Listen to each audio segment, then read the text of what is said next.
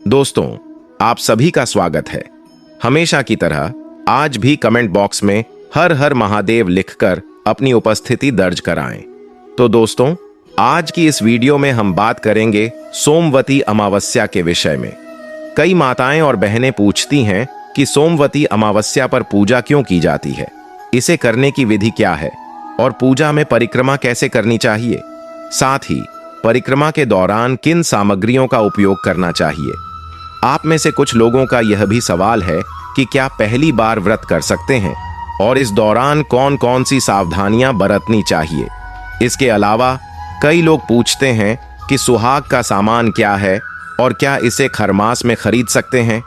पीले सिंदूर का क्या महत्व है, किस सिंदूर से पूजा करनी चाहिए और यह पूजा कैसे की जाए। यदि हम व्रत का संकल्प नहीं ले पाएं तो ब्राह्मण को क्या दान करना चाहिए। आप में से कई लोगों का सवाल यह भी है कि हमें पहले कथा सुननी चाहिए या पूजा करनी चाहिए। और एक आम प्रश्न यह है कि यदि पीपल का पेड़ उपलब्ध न हो तो पूजा कैसे करें। इन सभी विषयों पर आज हम विस्तार से चर्चा करेंगे। वीडियो को अंत तक जरूर देखें ताकि आपकी सभी शंकाओं का समाधान हो सके। जानें आसान विधि और महत्वपूर्ण नियम। नमस्कार दोस्तों, आज के इस वीडियो में हम सभी सवालों के जवाब जानेंगे। अगर आपको मेरा वीडियो पसंद आए तो कृपया मेरे चैनल को सब्सक्राइब करें और बेल आइकॉन दबाएं ताकि हमारे नए वीडियो की नोटिफिकेशन सबसे पहले आपको मिले। तो चलिए शुरू करते हैं और जानते हैं सभी जरूरी नियम और तरीके। सबसे पहले दोस्तों, मैं आपको बता दूं कि सोमवती अमावस्या, जो इस वर्ष की आखिरी अमावस्या है, वह 30 दिसंबर 2024 को है। इस दिन हमें विशेष पूजा और परिक्रमा करनी होती है। आप में से कई लोग पूछते हैं कि अमावस्या के दिन सुबह पूजा कैसे की जाए, तो मैं आपको इसके आसान चरण बताऊंगा। इस विधि का पालन कर आप सही तरीके से पूजा संपन्न कर सकते हैं। पूजा करने की विधि: सुबह जल्दी उठें और स्नान करें। साफ कपड़े पहनकर पूजा स्थान पर जाएं। देवी देवताओं की मूर्ति या तस्वीर के सामने घी का दीपक जलाएं। चावल, फूल और मीठा चढ़ाएं। विशेष मंत्रों का जाप करें और परिवार की खुशहाली की प्रार्थना करें। कुछ लोग व्रत अलग अलग तरीकों से रखते हैं। कुछ लोग सुबह सात्विक भोजन करते हैं, कुछ बिना पानी पिए व्रत रखते हैं। कुछ लोग केवल फल खाते हैं तो कुछ दिन में एक बार मीठा भोजन करके व्रत का पालन करते हैं। अब यह तय करें कि आपको व्रत रखना है या भोजन करना है। यह भी देखिए कि आपके घर में यह व्रत किस विधि से किया जाता है और उसी का पालन करें। एक महत्वपूर्ण बात ध्यान रखें, खरमास के दौरान कोई नया व्रत शुरू नहीं करना चाहिए। यह मैंने पहले भी अपने वीडियो में बताया है। इस वीडियो में भी यही बात दोहराई गई है। अब आगे बढ़ते हैं। पहला सवाल यह है, खरमास के समय क्या सोमवती अमावस्या के व्रत के लिए सुहाग सामग्री खरीदी जा सकती है? हाँ, आप सोमवती अमावस्या के लिए सुहाग सामग्री खरीद सकते हैं और इसे पूजा में उपयोग कर सकते हैं। आपको किसी प्रकार की चिंता या तनाव लेने की आवश्यकता नहीं है। आप सुहाग सामग्री खरीद सकते हैं, उन्हें अर्पित कर सकते हैं। केवल आपको उनका उपयोग स्वयं नहीं करना है। आप लोगों को ध्यान रखना है कि वह कार्य न करें जिसे मैं लंबे समय से मना कर रहा हूं।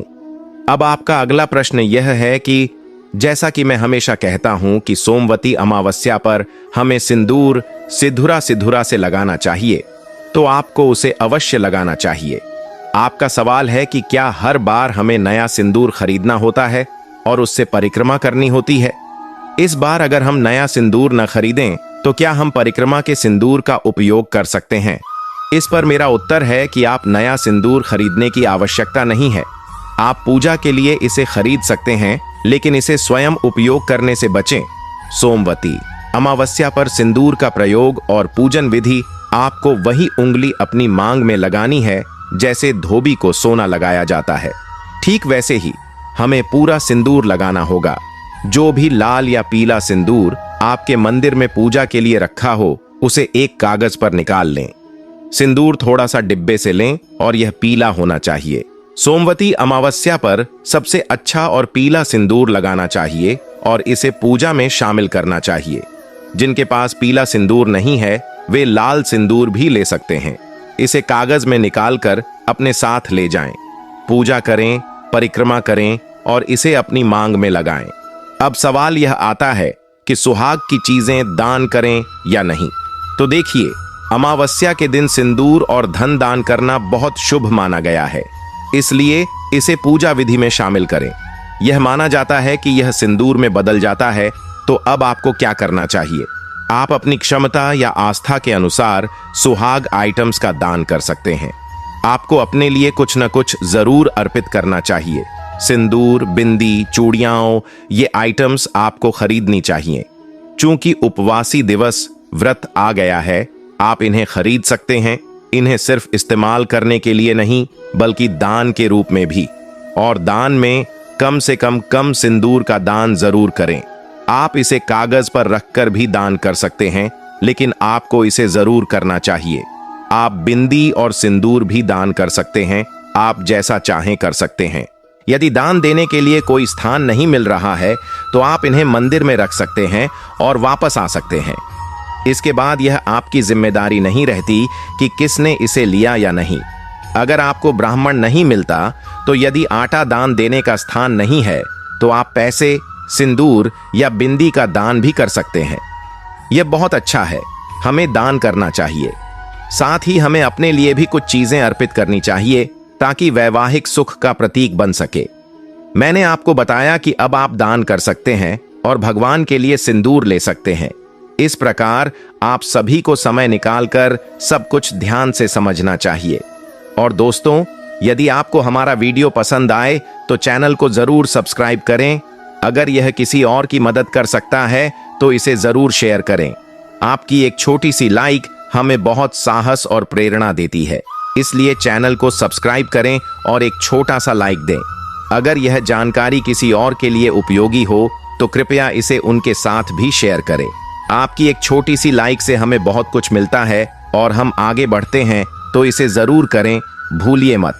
ठीक है, अब हम आपके सवालों को दूर करेंगे। अगला सवाल यह है कि सबसे पहले हम इस कहानी को सुनेंगे, तो पहले हमें फेरी करनी चाहिए। आपने पूछा है कि इसे कैसे करना है, तो कोशिश करें। शुभ मुहूर्त लगभग 7 बजे 15 मिनट 20 सेकंड के आसपास है। इस वीडियो में मैं आपको यह भी बताऊंगा कि अमावस्या तिथि कब शुरू हो रही है और कब समाप्त हो रही है। आपको पूजा का शुभ समय देखना चाहिए, क्योंकि यदि हम पीपल के पेड़ की पूजा करते हैं तो हमें इसे शुभ समय में ही करना चाहिए, और सुबह जितना जल्दी किया जाए उतना बेहतर होता है।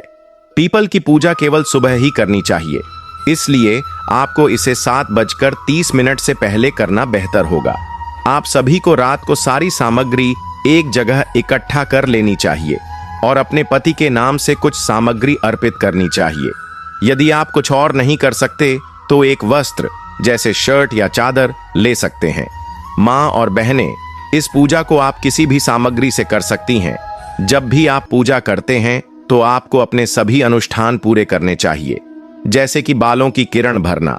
बिना बालों की किरण भरे पूजा करना ठीक नहीं माना जाता है और तब आपकी पूजा सफल नहीं मानी जाती। इसलिए बालों की किरण भरने के बाद ही बिंदी लगानी चाहिए। उसके बाद आप अपनी सुविधानुसार अन्य अनुष्ठान कर सकते हैं। और एक और बात, जब भी आप पूजा कर रहे होते हैं तो आपको कांच की चूड़ियां पहननी चाहिए। प्लास्टिक की चूड़ियां पहनना ठीक नहीं होता है। यदि सोमवती अमावस्या या अन्य कोई त्योहार हो तो आपको हमेशा लाल रंग के कपड़े पहनने चाहिए, जैसे लाल रंग का सूट या लाल रंग की साड़ी।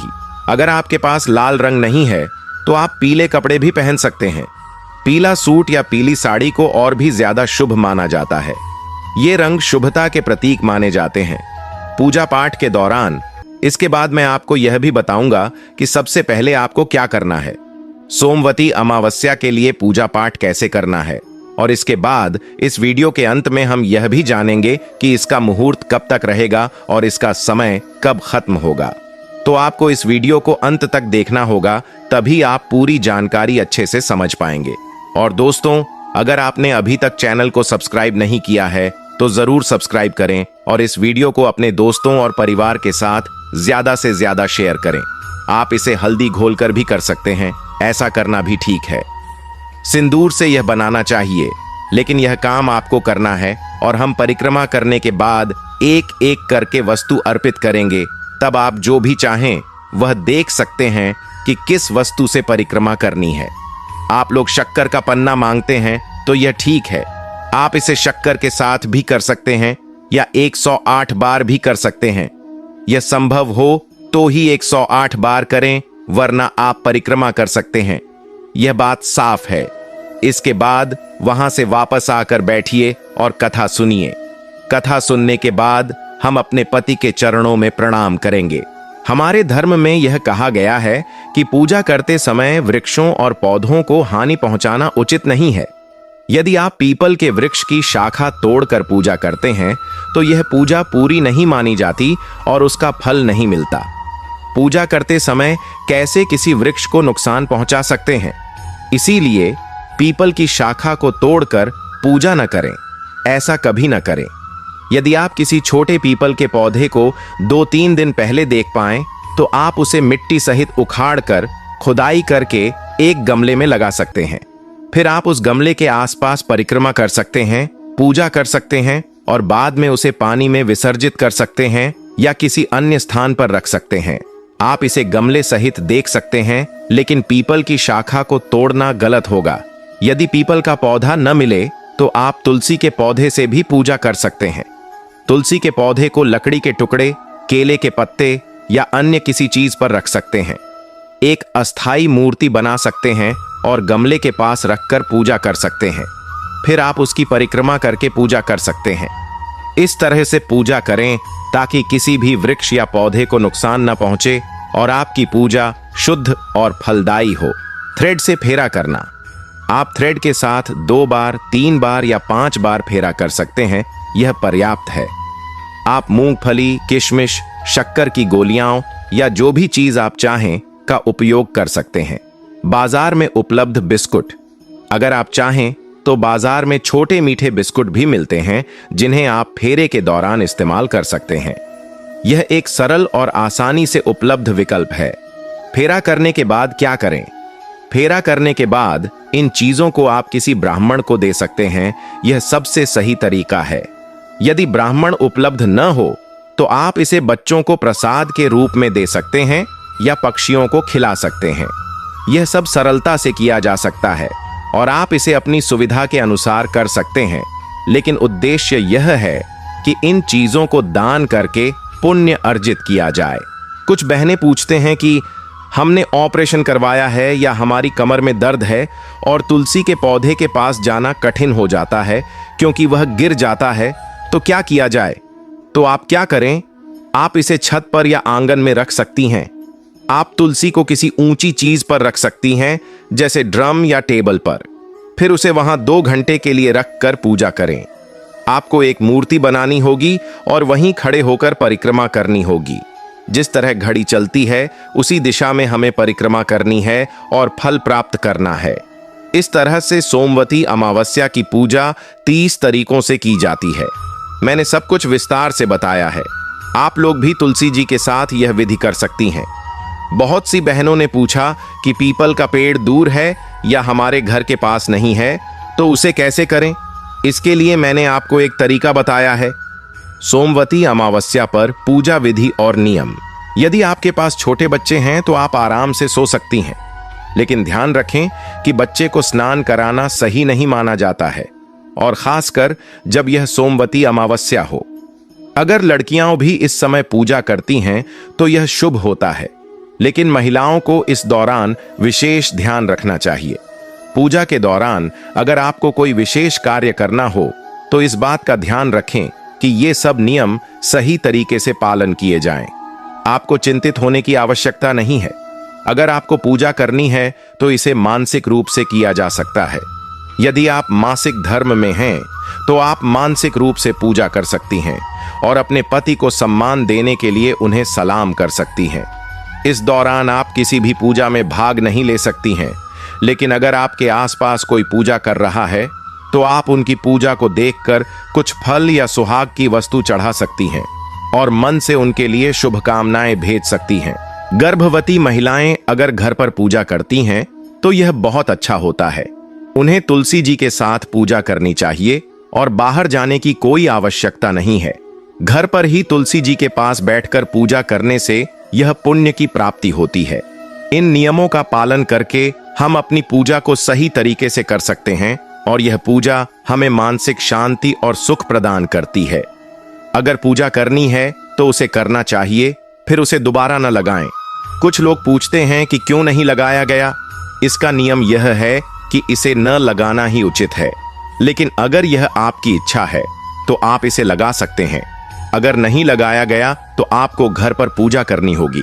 अगर ऐसा न हो तो ध्यान रखें कि अमावस्या तिथि 30 दिसंबर को सुबह 4 बजे 2 मिनट पर शुरू होगी और 31 दिसंबर को सुबह 3 बजे 57 मिनट पर समाप्त होगी। इस स्थिति में 30 दिसंबर को सोमवती अमावस्या है। अब जानते हैं कि पूजा कब करनी है। आपकी पूजा 30 दिसंबर तक सुबह 7:12 तक पूरी हो जानी चाहिए। यह समय पूजा करने के लिए बहुत ही शुभ और उचित है, क्योंकि इस समय हमें सर्वार्थ सिद्ध योग भी प्राप्त हो रहा है। इसलिए आपको अपनी पूजा 7:11 या 7:12 से पहले पूरी कर लेनी चाहिए। सब कुछ स्पष्ट हो गया है, तो अब इस वीडियो को यहीं समाप्त करता हूं। मैं जल्द ही एक नए वीडियो में आपसे मिलूंगा। तब तक स्वस्थ रहें, सुरक्षित रहें और जहां भी रहें बहुत खुश रहें। भक्तों, यदि आपने अब तक आध्यात्मिक वास्तु चैनल को सब्सक्राइब नहीं किया है तो कृपया इसे सब्सक्राइब करें। इस चैनल पर आपको हर तरह के नए और ज्ञानवर्धक वीडियो मिलेंगे। और अगर आप आने वाले सभी वीडियो देखना चाहते हैं तो पहले चैनल को सब्सक्राइब करें और बेल आइकन को भी दबा लें, ताकि आपको हर नए वीडियो का नोटिफिकेशन सबसे पहले मिल सके।